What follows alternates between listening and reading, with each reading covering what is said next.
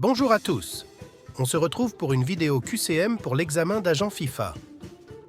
Avant de commencer, n'oubliez pas de vous abonner pour ne rien rater des prochaines vidéos et QCM et d'activer la cloche. Voici les règles. Il y aura 10 questions et vous aurez 60 secondes pour y répondre. Dans l'examen d'agent FIFA, vous aurez 3 minutes par question. Dans notre vidéo de simulation d'examen, vous n'aurez qu'une minute pour vous pousser à répondre rapidement.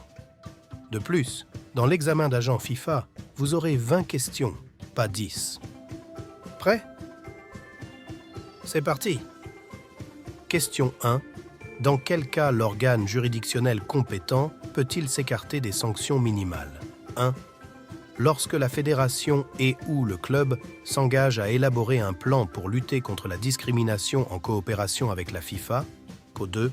Lorsque l'incident concerne un joueur majeur. 3. Lorsque l'incident n'a pas été vu par l'arbitre du match. 4. En cas de réclamation formulée contre un avertissement ou une exclusion. 5. Aucune réponse n'est correcte.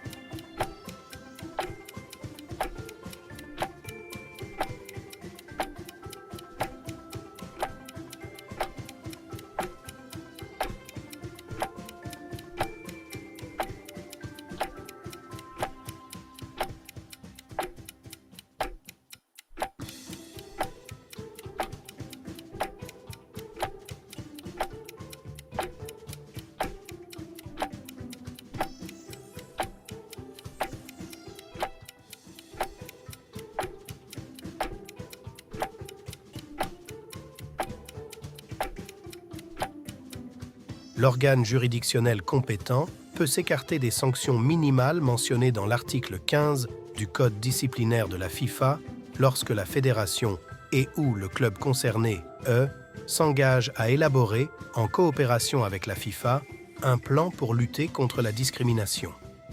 Ce dernier doit porter sur des activités pédagogiques, des mesures de sécurité au stade et dialogue, et sur des partenariats, avec des ONG par exemple. Question 2. Quelle période probatoire peut être imposée à une personne sanctionnée par l'organe juridictionnel? 1. 1 à 4 ans. 2. 2 à 5 ans. 3. 5 à 8 ans. 4. 2 à 3 ans. 5. Aucune réponse n'est correcte.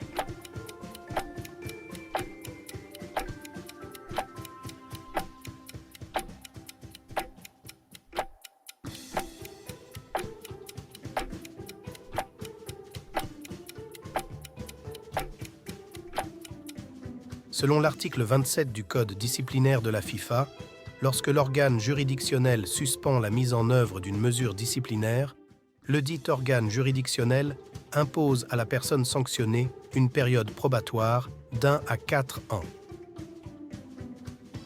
Question 3. Quelles actions sont interdites lors de la négociation d'accords ou de toute autre activité commerciale? 1. Négocier des accords sans commission. 2. Offrir, promettre, donner, proposer, solliciter ou accepter une commission. 3. Accepter une commission uniquement pour soi-même. 4. Demander une commission équitable. 5. Aucune réponse n'est correcte.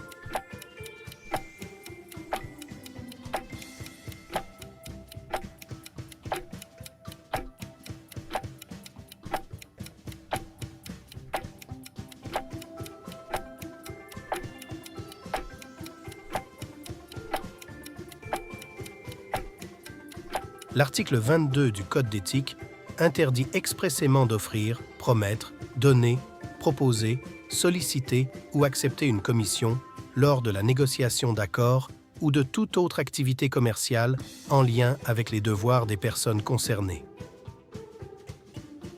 Question 4. Que doit fournir une partie qui désigne un représentant autorisé pour agir en son nom dans une procédure? 1. Une preuve de nationalité. 2. Un contrat. 3. Une attestation d'emploi. 4. Une autorisation écrite. 5. Aucune réponse n'est correcte.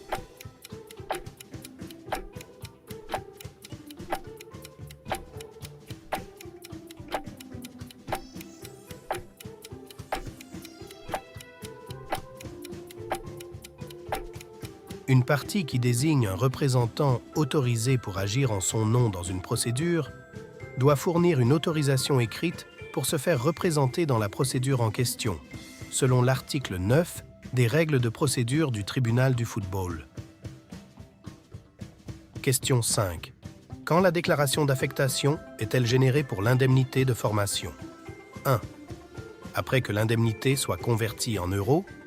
2. Après que l'EPP soit final. 3. Avant que l'EPP soit final. 4. Lorsque la Chambre de résolution des litiges rend une décision.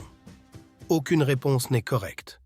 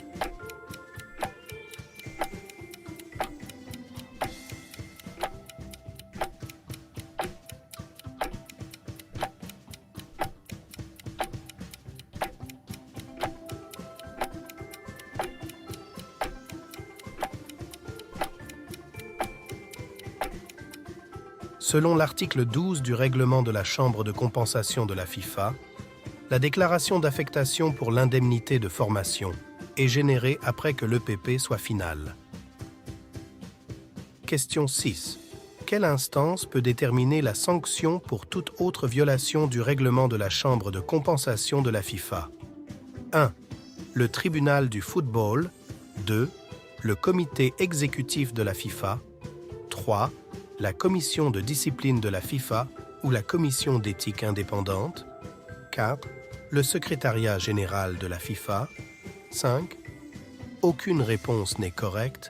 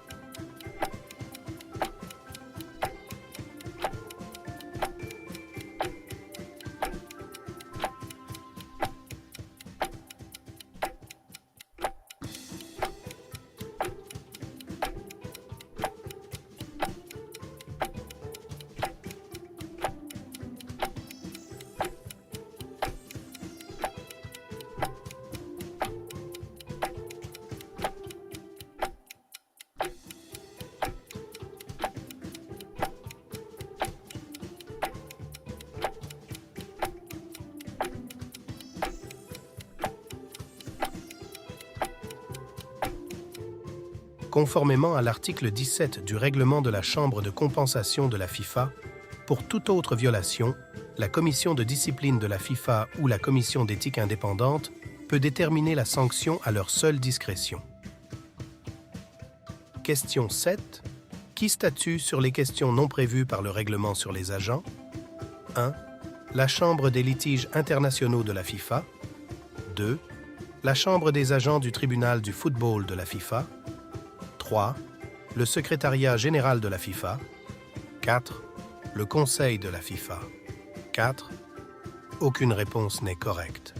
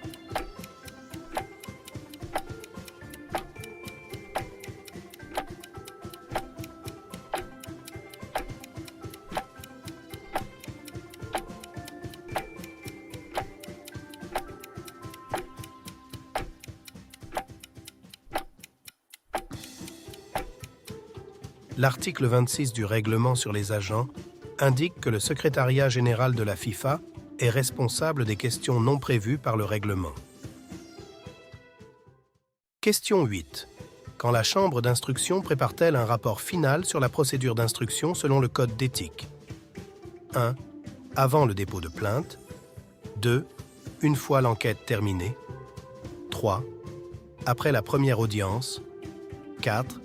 Avant toute plainte déposée. 5. Aucune réponse n'est correcte.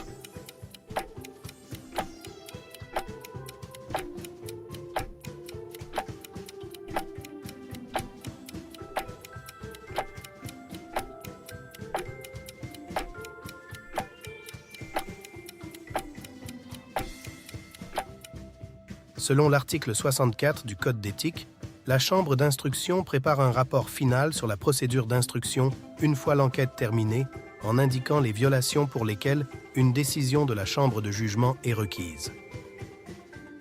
Question 9. Quelle est la responsabilité des associations membres si un joueur est enregistré dans plusieurs systèmes d'enregistrement? 1. Ignorer le problème tant que cela n'affecte pas le championnat en cours. 2. Signaler le problème à la FIFA et attendre ses instructions. 3. Résoudre le problème dans les 5 jours et mettre à jour le service d'identifiant Connect de la FIFA. 4. Demander aux joueurs de choisir un seul système d'enregistrement. 5. Aucune réponse n'est correcte.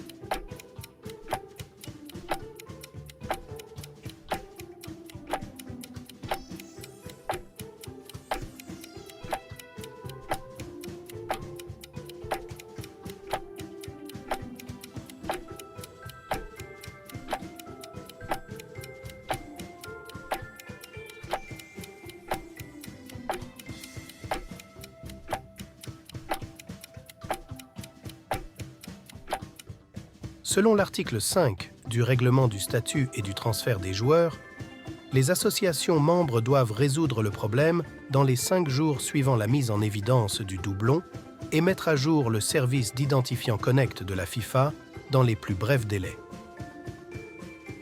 Question 10. Quelles preuves peuvent être produites dans le contexte des règles de procédure du tribunal du football? 1. Seules les preuves générées par la plateforme des agents de la FIFA sont autorisées. 2. Uniquement les preuves fournies par les avocats sont autorisées. 3. Toute preuve peut être produite, quelle qu'elle soit. Part. Seules les preuves matérielles sont autorisées. 5.